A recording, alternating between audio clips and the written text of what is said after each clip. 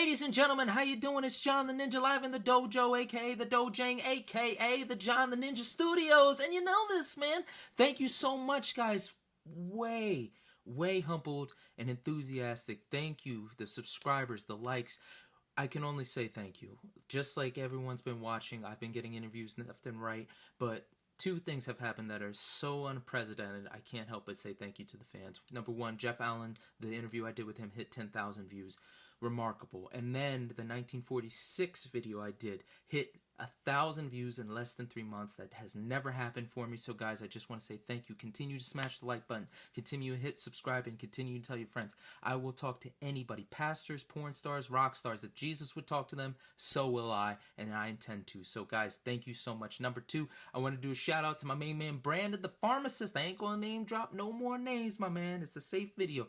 But he just had a beautiful baby girl with his wife. And now his family's complete. Him, his wife, his son, and now his beautiful baby girl. So congratulations, my man. I gotta say, he is a phenomenal mentor, and the man's always on his stuff. Even if we have a customer coming into the pharmacy I work at freaking out like, he'll always calm him down. He'll be like, hey, I'm gonna do this, and I'll handle it. Okay, all right, cool. Phenomenal. And number three, guys, again, I want you to be on the lookout, because I'm telling you, if you keep smashing that like button and getting subscribers, we may or may not have some John the Ninja merch on the way if you keep on helping a brother out. So, you know, keep doing your thing. Help me get that out there. So, if you've been paying attention to the concert resumes, I've been talking about, you know, pretty upsetting time in my life. You know, some people said I was depressed. Some people say I just lost motivation. But looking back at it now, it just seemed like nothing was working. And we've all been there. So, let's take a moment, because half of this video is going to be not me complaining, but putting perspective of what I was going through. And then the rest of this video is going to be one of the most triumphant days of my life. And when I say triumphant, woo, everything went right. Things that shouldn't have happened, and it's just a magical day.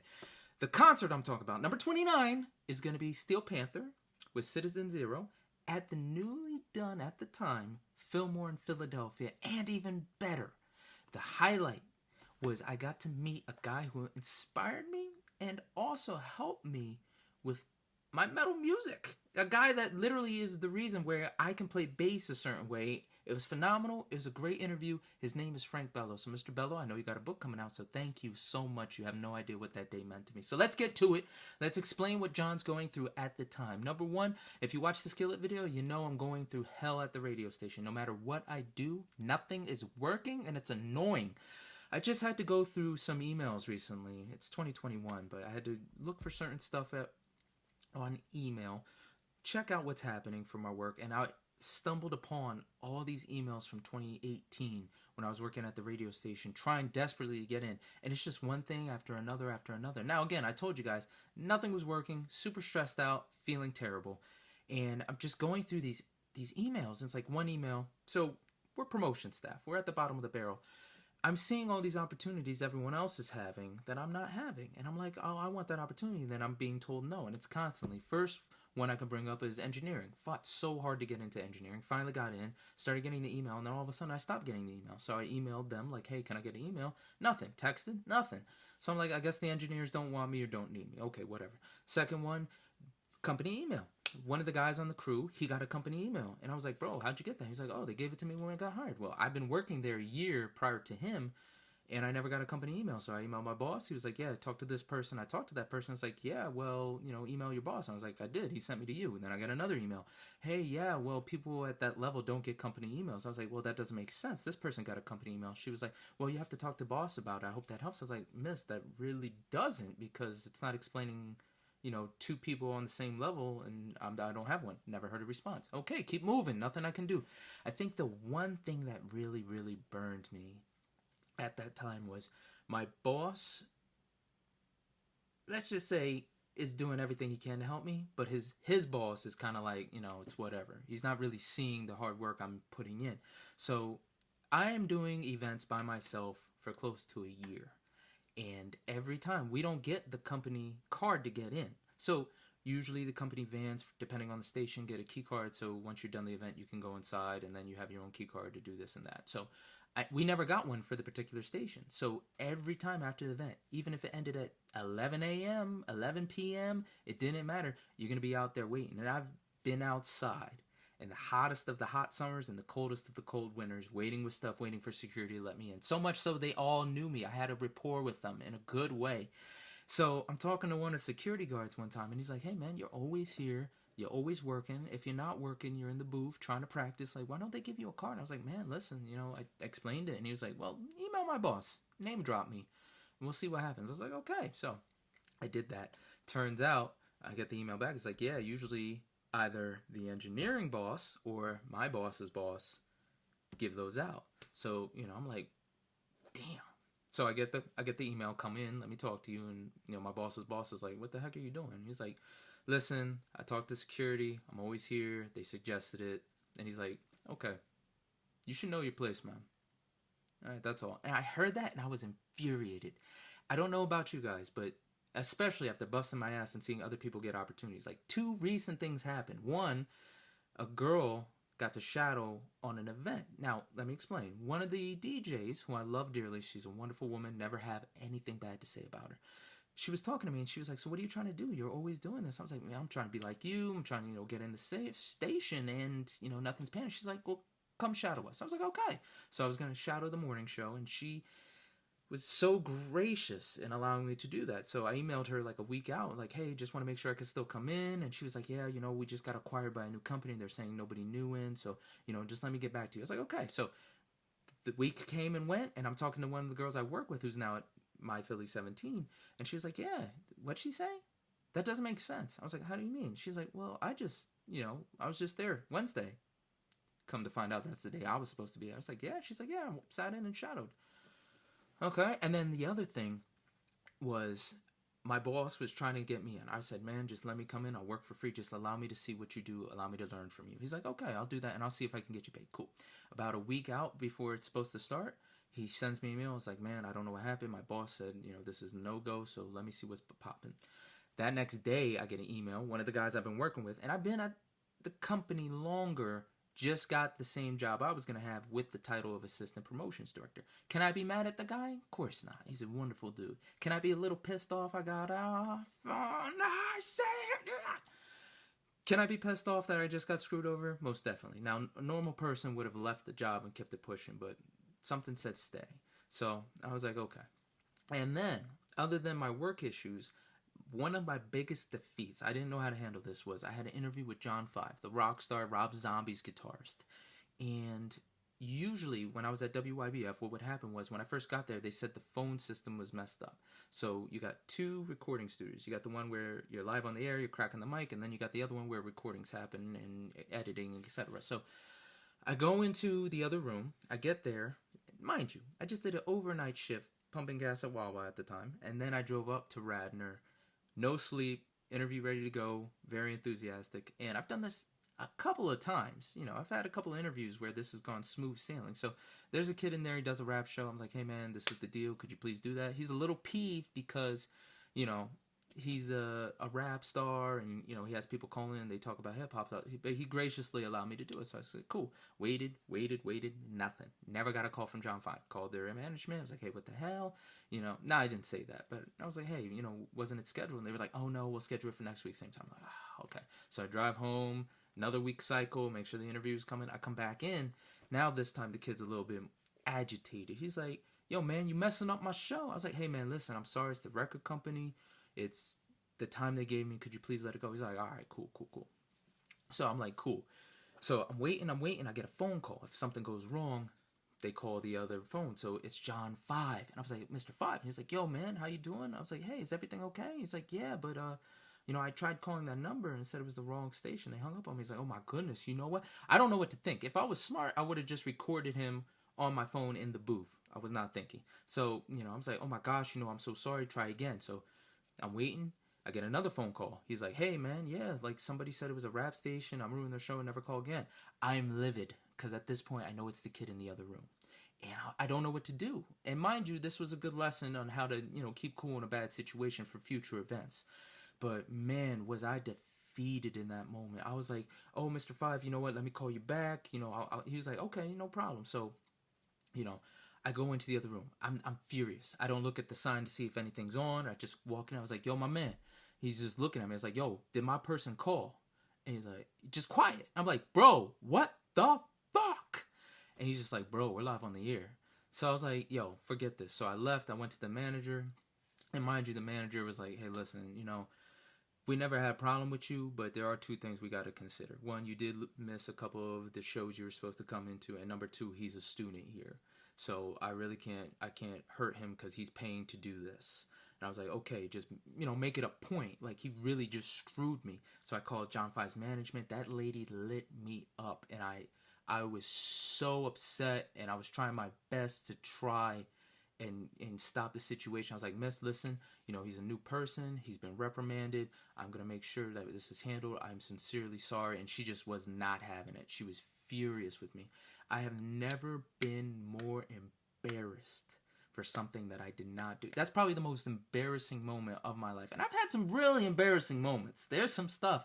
As soon as I get the Patreon going and I could talk about all the stuff we can't say on YouTube for the kids, man, even today thinking about it, was just such a terrible, terrible moment in my life, and there was nothing I can do. And it was, I went in the other room afterwards. Like, I was like, bro, what the heck? He's trying to argue with me. He's like, yo, who the hell are you, man? Like, you gonna come into my show? I was like, listen. That's not the point. Okay, I've done this multiple times. You don't need to know me. How could you not understand? Like, it's like if you had an interview with Jay-Z or something like that, somebody asked you to do that, just because they're a stranger, you screw him over. He kept on about. I was like, yo, what were you doing last night? Like, I was working. What were you doing? He's like, I'm getting pussy. Like, as soon as he said that, I knew he wasn't listening. I was like, you know what, fine, bro. You know what, I won't even care if you apologize. I'll apologize because you're ignorant. It's fine. I'm sorry because you don't understand. I just hope you never get hit with the same. Like, I handled it well. For some reason, I always handle the situation, y'all, and then afterwards I overthink it. But man, I am down and out at this point. And I'm shooting for emails. I'm trying to do stuff. I don't know what I'm going to do with my life. I am lost. So, this is where the story turns. Because again, God's blessings, hindsight's 2020. You just got to wait until you hit the peak. And then you're going straight back up. So, Anthrax is going on tour for All Kings, their new album. And I'm like, you know what? Why don't I shoot for an interview with them? So, I shoot for an interview. I get hit back instantaneously. It's like, yeah, we can definitely do that for you. I'm like giddy. I'm giddy, legitimately. So at the same time, you know, my buddy Zach, you know, I always name drop Zach and Uncle Walter. They are huge fans of Steel Panther. They have talked about them over and over again, and it's a great gimmick. It's a gimmick I knew my dad would love. So I was sitting there. I was like, yo, they're playing the same day. So before I got the interview with Frank Bello of Anthrax, I sent an email to one of the reps at the radio station, my main man, Eric, Rockstar, thank you as well. And I was like, hey, do we have extra tickets? And he was like, you know what, if we do, I'll let you know. So, cool. So, it's getting closer to the date. I definitely know I have an interview with Frank, but after the whole John 5 thing, you know, seeing is believing. You know, I'm very scared I'm going to lose out. I'm scared I'm not going to be good enough. Like, I'm very low on the self-esteem spectrum. Even though I'm preparing, I'm doing my best. I know I'm the best at what I do when I'm doing it. You know, it's just, is there any hope for this? Is this really going to happen? So, we get to the day. We get confirmation for two things. The day before the interview and the show, I get an email from Frank Bello's people. It's like, hey, just show up at the Electric Factory. That's where Anthrax was playing. And we will have tickets for you to get in. It's not going to be tickets to see the show. It's going to be a pass. So I was like, yes. And then number two, MMR. Thank you guys. I get an email from Mr. Eric saying that they have extra tickets and we can get a pair. So I tell Zach and his uncle, and Walter's a huge Anthrax fan. Wonderful, wonderful knowledge he has of the band, and he's seen them so many times, and he can name this and that. So I told him, I was like, yeah, you want to come with me? You know, I need a producer. Because at the time, I'm thinking this is going to be a taped interview. This is going to be my first taped interview. And he was like, yeah, man, we can definitely do it. So the day of, I woke up. Adrenaline is not at the peak, but a little tap. It's kind of like smashing dynamite. It's going to explode. So I'm ready to go. So I wake up. I took off from work. I woke up. I printed my interview questions because I always like to have a paper so I can go back and forth. I go to Verizon because at the time I had a phone and I knew it wasn't good enough quality wise. This is 2017 and my phone had to have been like 3 years old. So I went up to the guys like, hey man, I need an attachment for this Moto Z that'll make it look good for pictures and video. So he gave me this phone attachment, $200. And I'm like, you know what? I'm going to invest in myself. So I bought it right then and there. And I was so proud of myself. Like, I'm taking steps to get there. I'm going to be somebody. So I drive over to Elmer. That's where Zach's uncle's from. And then he drives me to Philly. And I'm in the zone. I'm going over it. I got a plan. We get to the Electric Factory. We park there. And, you know, Anthrax isn't out yet. The other band isn't out yet. So we're just waiting backstage. And then, correction, we're not waiting back outstage. We're waiting outside. I have to take that back. Sorry, guys. I'm jumping around. We're outside just waiting. Because usually there's, you know, a spot where the fans can wait and the buses park. And then they pass by. And then Anthrax gets off the bus. And I remember seeing Scott Ian. I'm looking at him. He's like my height, a little shorter. I was like, hey, Scott. And he's like, hey. And just walks right in. I don't know if he was having a bad day. I did hear one other time. My friend Gwen's friend was in New York and he passed by Scott Ian. He is Jewish too, so he said something for the holiday. And Scott just kind of looked at him like, what the F? And then kept walking. He might have been having a bad day. All the interactions I've heard other than that have been fantastic. I even read his book.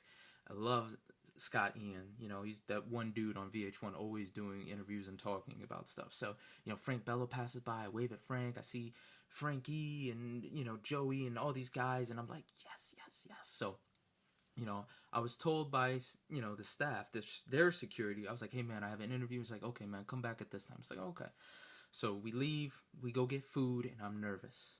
I'm nervous. I don't know what to think. You know, I know the call time to be there. So me and Walter get some food. We come back. And we're waiting. And I'm waiting and I'm waiting. I'm waiting for an email. I'm waiting for a phone call. And until then, nobody's going to let me back there. So I'm praying, you know, legitimately at this point, like, God, please let this happen. So one of the guys comes back and is like, hey, man, you know, I just got a text message from so-and-so. The contact, come with me. So relieved. I am backstage right now at the Electric Factory. Seen so many shows there. Had a lot of good moments there. Last time it was with Suicidal Tendencies. I was on a bus. This time I'm backstage. So we're back there. We're seeing the dressing rooms and the layout. It's really cool. And the guy turns to me. He's like, yeah, man, so you got Frank for 10 minutes. And it's audio only. Wait, what? He's like, yeah. Did they tell you it was audio only? Because they didn't specify for us. He's like, yeah, they told us audio only. I was like, oh, so much for $200, right? But I'm there. That didn't knock me off. So I sit down. You know, Walter was technically supposed to be the producer, supposed to hold the camera while we did the interview. So now he's just chilling. But, you know, we're going back and forth. And I'm waiting. And I'm nervous. And then the moment happens. I have prepared myself to interview a rock star in this moment. Frank Bello walks in. All that, out the window. Starstruck. Frank Bello, holy crap. So I'm like, oh my gosh. You know, it's Frank Bello. So he's like, hey guys, how you doing? Hey, sir, pleasure to meet you. This is my producer, Walter. Hey, nice to meet you. So I sit him down real quick. He's like, hey, man, so ready when you are. I said, good, sir. Thank you. I just want to start off by saying thank you for your time. Also, number 2, this interview is meant to hype you up. If anything upsets you, insults you, please just let me know. It'll be strike for the record. And he goes, this calmed me down. I'll never forget this. He's like, it's not my first rodeo, kid. I got you. I was like, all right, let's get this going. And then we started the interview, and I was nervous. Even when you listen back to it, I was nervous. But there were so many good things happening for Anthrax at the time. There's such a following, especially since they did this cover of Carry On, My Wayward Son by Kansas. It was going so well, and it was a breath of fresh air. It really was. You know, I'm here with an idol of mine. I'm getting some answers to questions I've had since college. You know, you're just a big kid again, interviewing somebody. You know, ever since high school, middle school, I've been listening to Anthrax. So, you know, monumental moment, of course. So at the end, you know, I always ask for an ID, as you guys know. And I was a big fan of Lone Justice, and I was a big fan of I Am the Law, you know. And I asked him, I was like, hey, could you do something special with this? He's like, I got you, dude. And he did this ID. Yo, what's up? This is Frank Bello from Anthrax, and you are listening to Lone Justice. This guy is the law. John the Ninja on 89.1 WYBF. Turn it up! Wow. Amazing. I just met Frank Bello. And then he says, good job, dude. I couldn't believe it. All the BS I was going through validated.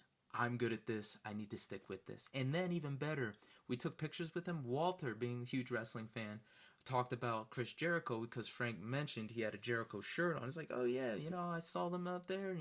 Jericho and Fozzy are doing good. This is before Fozzy made it big. This is before Judas. They're still an underground band, and nobody really knows them except their hardcore fan base and fans of Jericho. Now everybody knows them. Now they are a band to be respected, and it's great. So they started chatting it up, and just such a high. And after the interview, I go back, and it's celebration time. It really is. I just met Anthrax's bassist, Frank Bello. I just had a hell of an interview. The one thing that kind of threw us off is he's like, hey guys, enjoy the show. And we both kind of look at each other like, oh, thank God he doesn't know we're going to see Steel Panther. But again, we've seen him so many times. The love was there. So we decided to go to Yards Brewing, which is my favorite brewery out of Philadelphia. And we're there, we're talking, and I'm feeling high and mighty. Of course, I got to call my mom. 20-something years old, still calling Mom, I did it. I understand why people say I love you, Mom, when they win awards. So in my head, we're having a few brewskis at the brand new spot. They just made that Yards Brewery, just opened it up. We're having a good time, and I was like, you know what? I'm feeling really good. I want to shoot a little bit more. So there was a girl I worked with. I haven't seen her in a while. It'll be all right. Her name was Megan. Me and Megan had some good times. Nothing crazy. There's a lot of girls I worked with on that staff, but Megan, I was like, Megan caught my eye. So we always talked about getting a drink and hanging out. So I was like, you know what? Let me shoot that shot today. So I texted her. I was like, hey Megan, what's up? She said nothing. What you up to? I told her I just did this and that. I was like, hey, listen, are you free Saturday? I'd love to get that drink with you. And she's like, oh yeah. I was like, another win. Yes, that Dave Chappelle, I was flying high as can be, man. I was so energized. I was like, yo, I did it. I got a date. Well, in hindsight, it was probably just a drink session. Now, to be fair, after this day, I kind of got stood up that Saturday. Even if it wasn't a date to her or was a date to her, I texted her, I think Friday, and then I still nothing. I hit her up Saturday. I was like, hey, you still free to hang out today? And she was like, oh, I thought you were just saying that. I didn't know you were serious. I was like, but the day it happened, the day I got the yes back and we texted a little bit, I was, Wu-Tang Clan ain't nothing to mess with. I was flying high. I was really flying high because dating's a pain in the ass where I'm from. I'm sure it must be for you too. So, lo and behold, we're doing good. It's almost showtime, so we drive over to the Fillmore. And I call my dad. It's a last-minute decision. I know I have a pair of tickets. Walter has tickets. Zach has tickets because of me. But I'm like, you know what? Steel Panther, my dad's sense of humor, I'm very iffy if I want to invite my dad. Because, not every concert's like, dad comes, you're going to be acting like yourself all crazy and whatnot. So I was like, you know what? God, I'm going to take a risk. I think my dad would really love the show. I'm going to invite him. So I called my dad. I was like, hey, Dad, last minute decision, but would you like to come see a concert with us? He was like, yeah, sure. I'll be there, son. I got your sport. I was like, cool. So I get to the Fillmore. I go to pick up my pair of tickets, and it's not a pair of tickets. It's just one ticket. I'm like, oh. Well, screw it. So I bought my dad's ticket. I bought Zach's ticket, and sky's the limit at this point. So me and Walter are chilling. Zach is chilling. He gets there a little later, and we're just having a good time. A couple of beers. The show hasn't really started, but we're still flying high, me and Walter, over meeting one of our idols, Frank Bello. I'm going to be pausing and saying that just to relay the importance of that moment. It was a really big win. Also, Megan's texting, yes, big win. So everything's going well. So we're at the Fillmore. It's beautiful inside. If you've ever been in there, it's a giant ballroom. They just redid it. We're drinking left and right. It's still sober, and my dad gets there. My dad's a little bit more reserved, but he comes in. He looks at me, says what's up to Zach, says what's up to Walter, looks at everybody and goes, I need a beer. I was like, I'm buying you your beer, Dad. What do you want? As soon as he said that, it was like a wave of relief. I didn't have to worry about him at all. He was there to have fun with us. He wasn't going to be uptight or crazy. He wasn't going to, not saying my dad's going to start fights or anything, but my dad, being the military guy, being the guy that's always in charge, rarely do you get a chance for him to just sit back and relax. Thanksgiving, Christmas, family reunion, sits back and relaxes. But usually in public or anything, just whatever. So always military man, always top notch. So as soon as he said that, I knew it was going to be a great night. Was it a great night? So I get him a Guinness. We're talking, we're going back and forth. The first band comes out, Citizen Zero. And they were really big at the time. They had this song, I want to make sure I get this right for you. It was called, if I can check, this is why we write things down, Lure and Persuade? Yeah, Lure and Persuade. And that was like their go-to song. And, they're doing really good, great song. And their guitarist, Sammy Bolster, throws this pick. And guess who gets it? John the Ninja. So maybe he'll focus on it. Yeah, there we go, baby. There we go. And it even has his initials on it. For the longest time, I kept this. Usually when I got a pick, I would always keep it in my wallet until the new one. But I kept this one in my car for some reason for the longest time. And it just always stayed there. So I took it out when I finally got like a pick holder for all my picks. So, they were really cool. After their set, as Steel Panther's setting up, they come into the crowd. We got a couple of drinks. We're talking with them. We took a picture with them. And I love this picture. Because I was talking to the drummer, and the lead singer was like, well, I'm bitching, man. I'm the lead singer. So I was like, whatever, we're just clowning. So we take the picture, and the lead singer, you could see his mouth open my head like, ah. It's a great picture, man.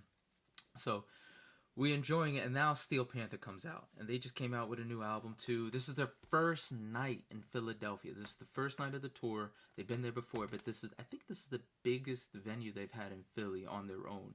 So it's big stuff, and they start off, I'm pretty sure it's called Coming Through the Back Door. Let me see.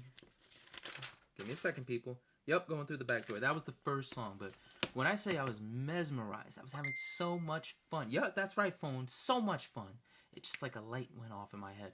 Because if you don't know, Satchel, their guitarist, he is actually someone that played for Rob Halford prior to. I don't know if he was in Fight or the band Halford, but he was his guitarist for a long time. And then, he left the band and then started Steel Panther and their iterations, and then they made it big. And of course, Michael Starr, he's a doctor and all kinds of stuff. I remember Mama G. That's her name from the Fillmore. She's notorious in a good way in Philadelphia. She's done so many gigs just as security or being part of the staff, and she knows them so much. And she was like, oh yeah, those guys all wear wigs and they're this and that.